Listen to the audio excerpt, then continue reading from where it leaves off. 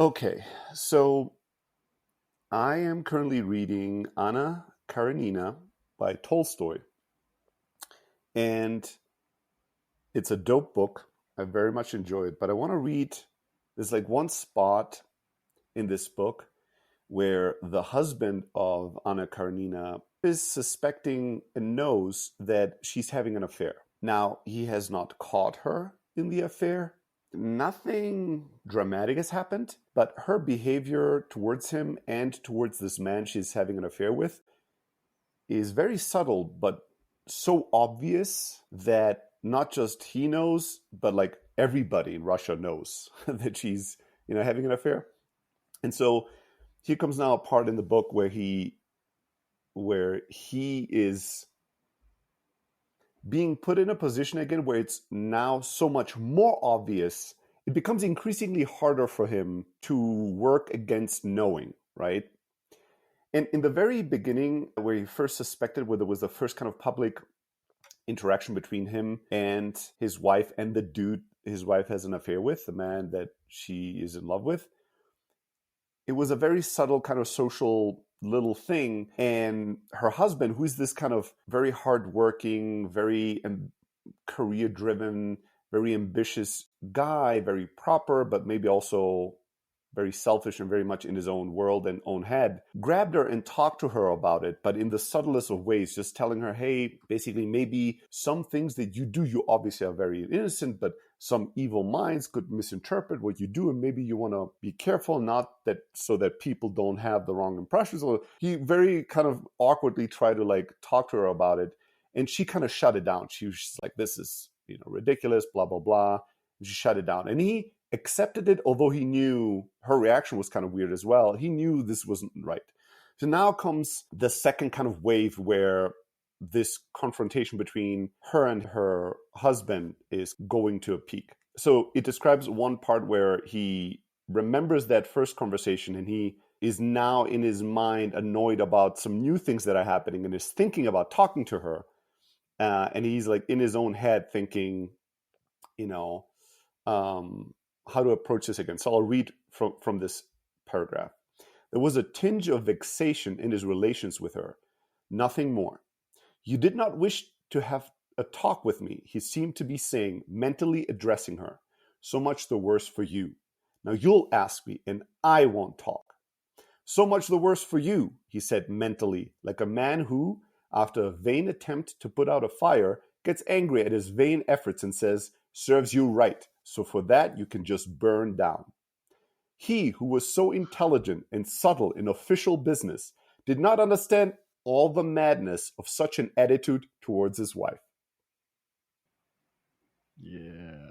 Yeah, you get it, right? This is dope, right? Like, I love that how great he captures this.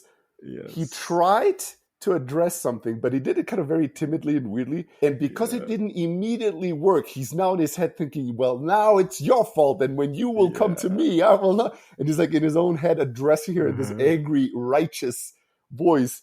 And have we not all done this, with people in our lives? I definitely have never done this. Never, I know for sure. I've not done this at all. And then I love that. I think this sentence is so poetic, but also so true. Maybe because it hits home for me and many men, especially men that are businessmen or something, or very ambitious entrepreneurial types. He who was so intelligent and subtle in official business did not understand all the madness of such an attitude towards his wife. It's like, you cannot. And the first time he addresses her, the way he thinks about how to talk to her, the way he talks to her, is like a man who's thinking about like this is enough. I have an official thing to say to this official business partner, but I can't say directly. Like, it's very business-like, right? Very rational, very tactical. And it's like, this won't work in this situation at all. This is a terrible approach. I love that. All right, so another paragraph that I highlighted. So his name is Alexei Alexandrovich. Alexei Alexandrovich thought and said that he had never had so much official business in any other year as he had that year. But he did not realize that he had invented things for himself to do that year, that this was one way of not opening the drawer where his feelings for his wife and family and his thoughts about them lay. becoming more dreadful the longer they lay there. Another one of those universal truths of humanity, I feel, where we avoid something we're afraid of and we create an external world that aids us in avoiding it, but we think we're not conscious of that. So it just appears that, oh, I'm so busy these days, or it appears that, wow, I had this accident and I've been like, whatever, like I've been distracted by my health or distracted by my business or distracted by some big fight that I have with my neighbor. And what we don't realize is that we invented that. We subconsciously created that noise in the external world to distract ourselves from something we don't feel ready to look at. Next one. How many times during his 8 years of happy life with his wife, looking at other people's unfaithful wives and deceived husbands, had Alexei Alexandrovich said to himself, how can one let it come to that? How can one not undo this ugly situation? But now, when the disaster had fallen on his head, he not only did not think of how to undo the situation, but did not want to know about it at all.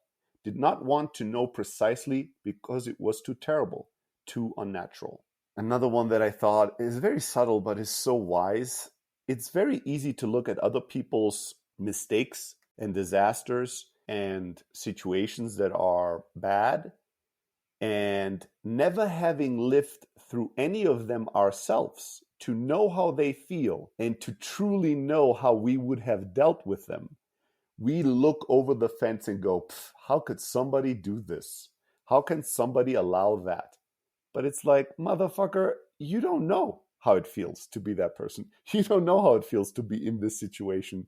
And if you've not experienced it, maybe we all need to be a bit more humble in casting judgments on others.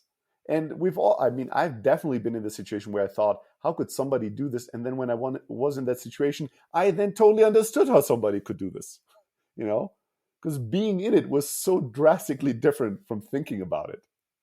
There's so many. There's like a couple of pages, but I highlighted so much in there because I thought it was so beautifully brilliant. All right, so he's getting sick. I'll jump over this.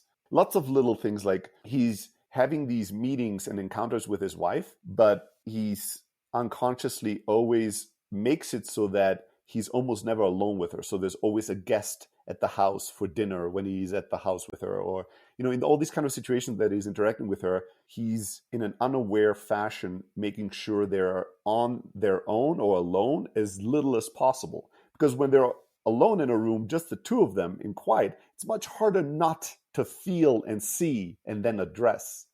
But I'll jump over this. I think there's some. Oh, now here's a point where she is angry at him. And I thought that it was beautifully captured. Not just did he not really understand her and what was going on through her world and how to deal with her and that situation, she also really misunderstood him. And she's the one that is unfaithful, but through his actions during her unfaithfulness, she's getting angry at him.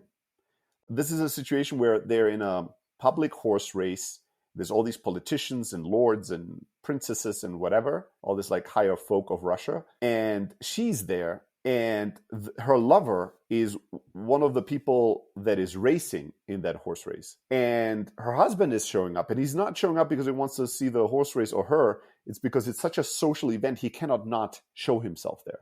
So he shows up there, and he's kind of having all these very intellectual conversations with people close to her and around her. And that is kind of angering her. So here it comes. This is now from her perspective. He knows everything. He sees everything. What does he feel then if he can talk so calmly? If he were to kill me, if he were to kill Vronsky, that's the guy she's having an affair with, I would respect him. But no, he needs only lies and propriety, Anna said to herself, not thinking of precisely what she wanted from her husband or how she wanted to see him. Nor did she understand that Alexei Alexandrovich's particular loquacity, I don't even know that word, that day, which so annoyed her, was only the expression of his inner anxiety and uneasiness. As a child who has hurt himself jumps about in order to move his muscles and stifle the pain, so for Alexei Alexandrovich, mental movement was necessary in order to stifle those thoughts about his wife, which in her presence and that of Vronsky and with his name constantly being repeated, clamored for his attention. Right? So she looks at him and goes, I'm having an affair. This dude is so brilliant and so smart and knows everything. And here he stands next to me and is waxing on some philosophical bullshit while I'm looking at the guy I'm having an affair with.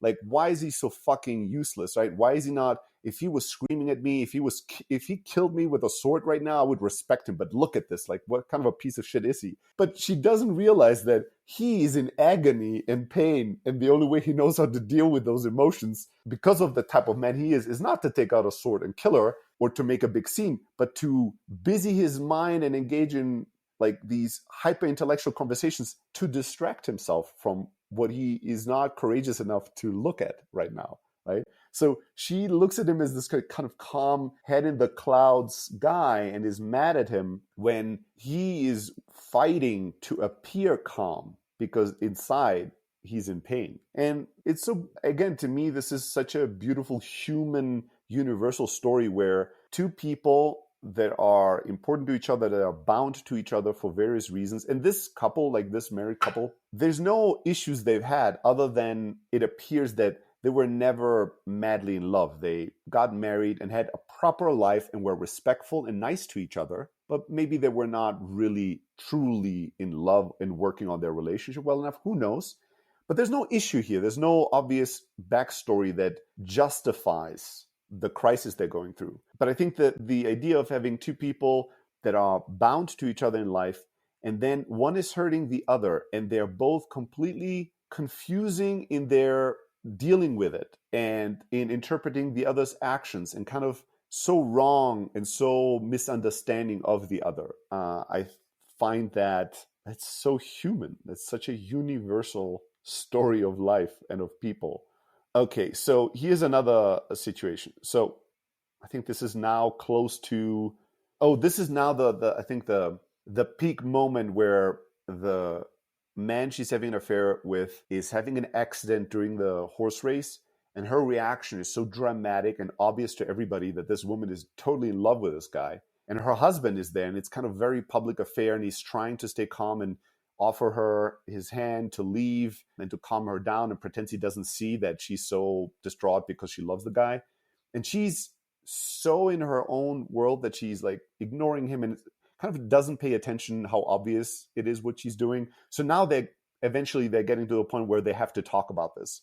Now, when the disclosure of everything was hanging over him, he wished for nothing so much as that she would mockingly answer him just as before, that his suspicions were ridiculous and had no grounds. So dreadful was what he knew that he was now ready to believe anything.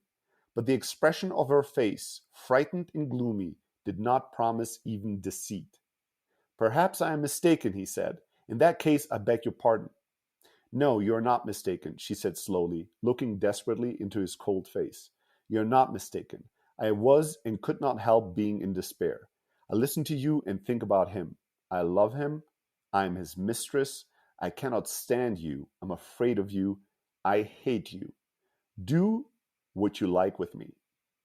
So this is kind of the moment where she doesn't give him the option anymore to be deceived. But again, it's this big drama, and everybody is obviously in the know, and he's trying to pretend nothing is happening, and they're leaving, and he's bringing it up very timidly, but then he's like regretting it immediately and not thinking, but hoping that she will just lie to him so he doesn't have to face this.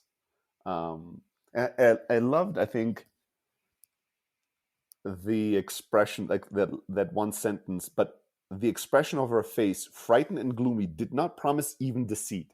Like, did not promise even deceit. Love that. And so finally she reveals it to him, and now it's spoken out loud. Now they'll have to deal with it in one way or another. But what I love, I really enjoy this book. I think Tolstoy writes beautifully in this book about human nature and humanity and relations and feelings.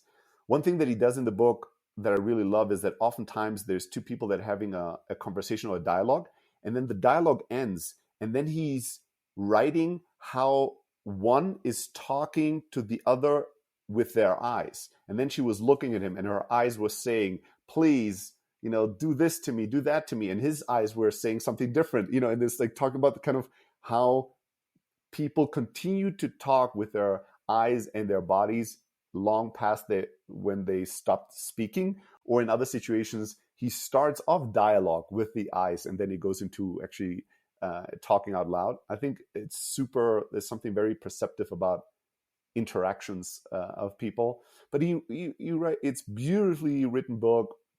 You get sucked into the people and the characters immediately. And so far, one other thing that I really love, I'm only quarter through the book, so there's still a lot to read.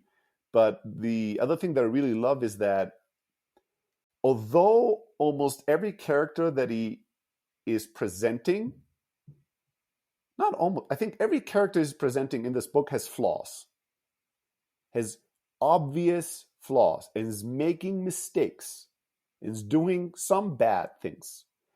But every character is also innocent and good. And so there are no bad people. There's no division between good and bad, as in these are the bad characters in the story and these are the good characters in the story. Every character in the story is carrying varying amounts of good and bad. And some very good characters do very bad things, and some very bad characters do some really good things.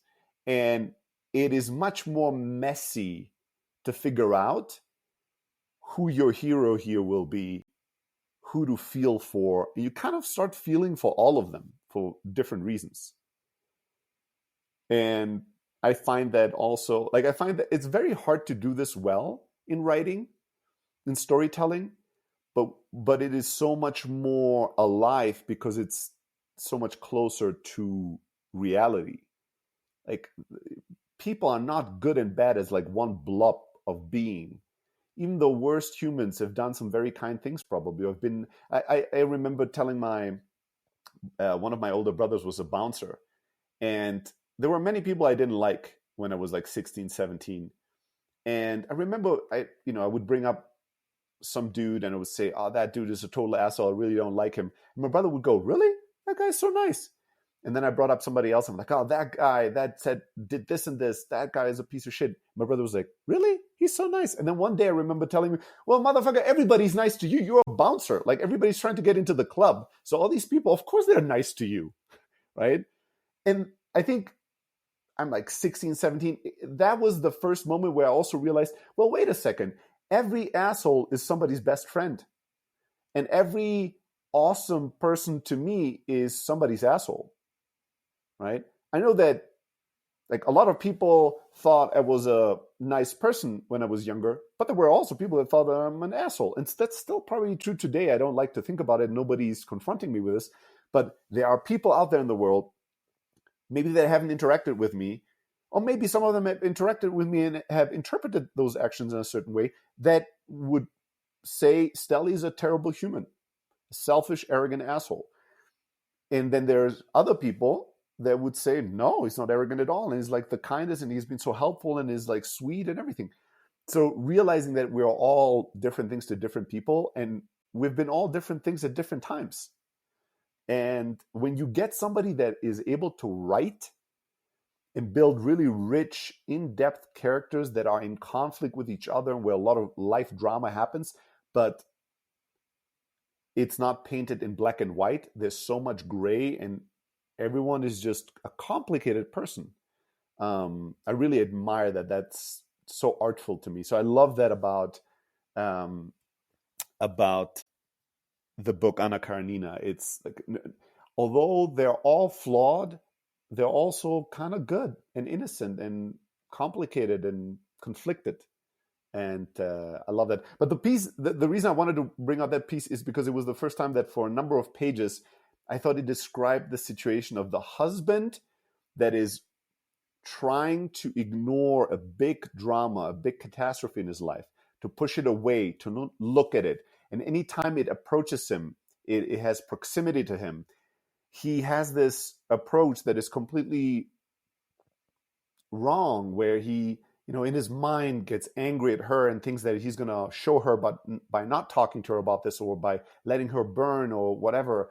And her side of things, which is not, you would think a lot of the writing prior to what I read is talking about her guilt. Like, she's feeling guilty, tremendously guilty about her actions. But she doesn't feel guilty towards her husband.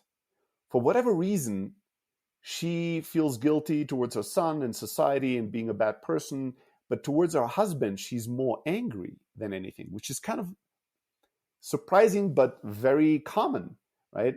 She's doing the bad thing, but she's angry at the person that she's hurting, because somehow there is a history there that makes her feel righteous to blame him. And in this one quote that I read, where he's next to her and is like loofy goofy talking poshy about some philosophical theories, that is like feeding the flames of her anger towards him, because she's like, look at what a piece of shit of a man he is. Here I am, having an affair. He knows it probably, but look, he doesn't care. He's just in his own world. He just cares about ambition. He doesn't care, just cares about public perceptions. He doesn't care about me. And that interpretation of his actions is making her angry at him for her actions and his responses to it. And all that as well, to me, I felt was just beautifully captured. Something that is flawed. Her interpretations of his actions are wrong. And her being angry at him, at least in this situation, is misguided, but is maybe a protection mechanism to not feel as guilty, to feel encouraged to keep going with what she's doing, or to feel at least that once maybe her relation will break off, or her husband then does something bad to her, that she won't feel like those actions were justified, but that her husband is really the enemy and the bad guy in this situation.